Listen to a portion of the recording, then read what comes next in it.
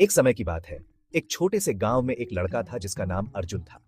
अर्जुन एक साधारण परिवार से था, लेकिन उसके सपने बहुत बड़े थे।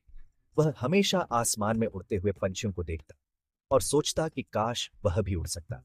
उसकी माँ उसे कहती, बेटा, सपने देखना अच्छा है, लेकिन उन्हें पूरा करने के लिए मेहनत करनी होगी।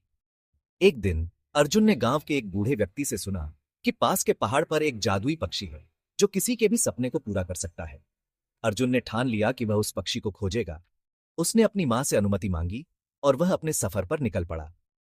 अर्जुन ने पहाड़ की ओर बढ़ना शुरू किया। रास्ते में उसे कई चुनौतियों का सामना करना पड़ा। पहले उसे एक गहरी नदी पार करनी थी। उसने एक पेड़ की लकड़ी को एक पुल की तरह इस्तेमाल किया और सावधानी से पार कर गया।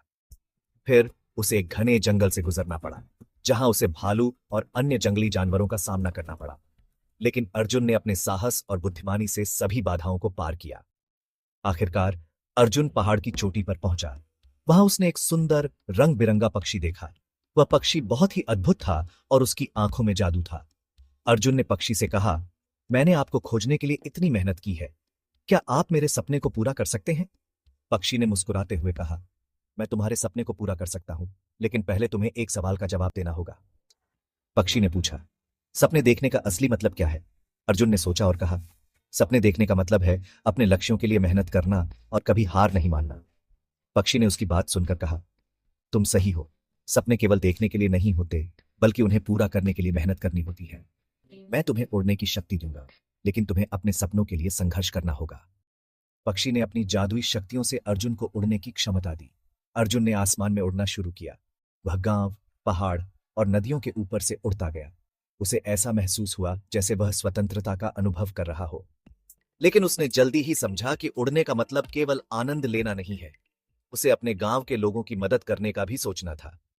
अर्जुन ने अपनी नई शक्तियों का उपयोग गांव के लोगों की मदद करने के लिए किया। जब गांव में बाढ़ आई, तो उसने उड़कर लोगों को सुरक्षित स्थान पर पहुंचाया। जब गांव में फसलें खराब हुई, तो उसने आसमान से देखकर किसानों को सही दिशा दिखाई। गांव के लोग उसकी बहादुरी और साहस की तारीफ करने लगे। अर्जुन ने समझा कि असली खुशी दूसरों की मदद करने में है।